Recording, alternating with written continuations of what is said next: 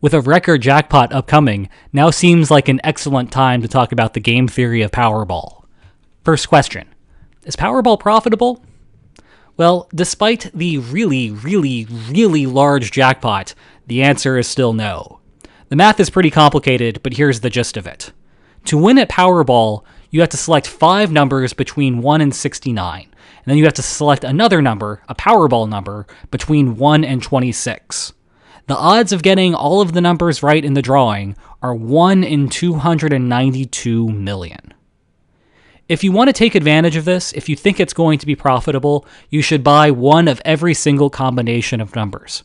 This guarantees that you'll win the jackpot and also has some tax advantages that I'll talk about in a second. To do that, you need a lot of money. Every Powerball ticket costs $2. This is a $2 bill, so it will get you 1 ticket. This is a screen full of $2 bills, and it's nowhere near the amount of money that you need to buy that many tickets.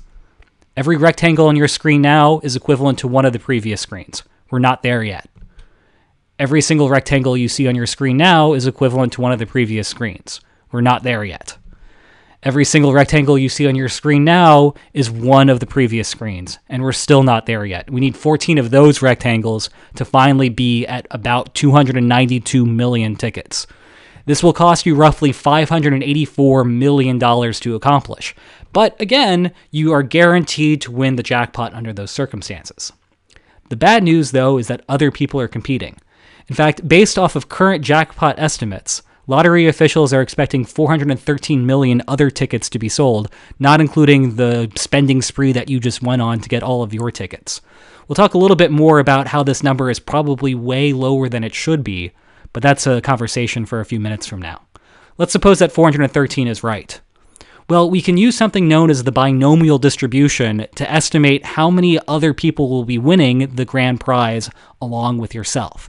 If you're interested in the details, you should check the video description below. I have a blog post that outlines this math in great detail, far more detail than we can go over now. Anyway, if you go through all of that math, what you expect to win in terms of your jackpot is about $525 million. All calculations I'm going to be doing here are in lump sum. $525 million is a lot of money, but it's not quite yet at the $584 million that you had to spend to get here. But you're not done making money. In fact, even if you don't get all of the numbers right, there are smaller prizes. If you get 5 numbers but not the Powerball, you win actually quite a bit of money. And even if you get the Powerball and nothing else, you still win a small amount. And the combination of all of these other tickets is non-trivial. It ends up being about $93 million in other winnings. If you combine this with the jackpot winnings you're expecting to get, you end up with $618 million coming into play. Now, you might think that you've found some sort of profitability here, but we're not quite there yet. After all, Uncle Sam wants you to pay your taxes. The good news, though, as I've said before, is that we can get out of some of these by using a tax deduction. You just spent $584 million on tickets. These are lottery losses, and you can declare them as gambling losses. This means that the actual amount of money that you have to pay is going to be lower because your income is lower than it appears based off of all of these losses that you are incurring. Furthermore, you can move yourself to a state that doesn't actually tax any lottery winnings, and if you're going to be spending $584 million on all these lottery tickets, I'm pretty sure you can get your butt to one of those states to avoid another 10% or so coming out of the state of New York. All told, the tax bill is actually remarkably small given this deduction and the way you can avoid state taxes. You only end up paying about $47 million in expectation to the government. Unfortunately, this dooms the enterprise. Even under the optimistic assumption that we're only going to be competing with 413 million others, your net profit is negative 13 million. What's interesting, though, is that given that you spent $584 million to get here, a net profit of a negative $13 million, a loss, isn't actually that much. Gambling right now on Powerball really isn't that bad of a bet. Now, the bad news here is that it's still negative. Is there any way it could be positive? Well, here are some optimistic conditions where that could be the case. If the jackpot, not including anyone else getting involved, is $850 million, and we are expecting about 750 million other tickets to be sold. That would get us there. You, in fact, would be expecting a small net profit under those circumstances. The problem is that if you were to be here, this situation would collapse in on itself. We wouldn't actually have 750 million other tickets being sold. We would have more tickets being sold. And we kind of know this based on history. There's a long story, and I'm not going to get into it right now. It's actually very interesting, and maybe it should be the subject of another video later. A situation occurred about a decade ago in Massachusetts, where a bunch of groups realized that one particular state lottery was actually profitable on a somewhat regular basis. But because so many groups realized that this was the case, they all kept pouring money in it, and this was diluting the amount of money that could be gained by gaming the system. So much so, in fact, that eventually some of these groups dropped out because it was no longer profitable anymore. This is good if you're an economist. This means that all of your theories about there's no such thing as a free lunch and there's no free money on the ground, this is what's going on here. All of the profits caved in because it was so easily available. Other people came in to suck it up, and suddenly all of those profits went away. And this is why it's unreasonable to expect that you would have 750 million others competing for a lottery that was profitable. Based on it being profitable, we would see more people getting into the lottery.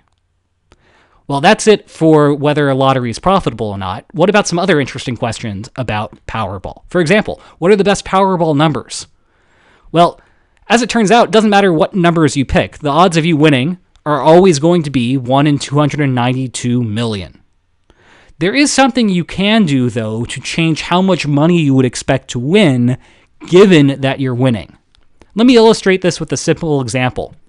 Imagine that we had a single lottery that involved $4 million, and just you and one other guy were playing.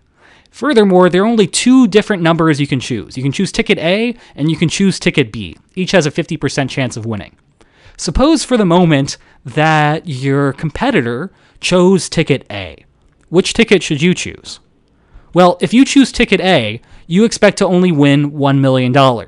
That's because there's a 50% chance that ticket A will be drawn, and if ticket A is drawn, your opponent has also selected ticket A, which means you're splitting the $4 million revenue with him. So $4 million divided by that split 2 ways is $2 million times 50% chance of winning. That gets you at $1 million. In contrast, if you choose ticket B, there's still a 50% chance that you win, but when you do win, you win by yourself. So that means you get twice as much money as you would before. Under these circumstances, you should choose ticket B. This is what we call in game theory a coordination problem. It's actually got an interesting implication once we get back into a more complicated real world. Those numbers between 32 and 69, those are pretty good in comparison to numbers 1 through 31. That's because people have birthdays, and those birthdays range between 1 and 31. They like to select those numbers, which means 32 through 69 aren't as selected as much. Maybe you've heard about this birthday thing and you know to avoid it already. Here's a more interesting thing that you might not have heard. A few years ago, a large group of individuals all had a fortune cookie that produced the same numbers. As it turns out, they don't print different numbers on those fortune cookie lottery numbers. They all played these numbers, and those numbers ended up winning. Not the grand prize, but a second prize that was worth $100,000. 110 people, each winning $100,000. That's good money, but think about what would have happened if they had won. You would have had the grand prize, the jackpot, split 110 different ways. In fact, if they had all taken the lump sum, then each individual share of that jackpot would have only been about $122,000, only marginally more than the second place prize. What this means is that you shouldn't be using fortune cookie numbers because there's a good chance that someone else is as well, which means conditional on you winning, you're going to be winning less. All right, last question. Estimating Powerball tickets. How do they do that?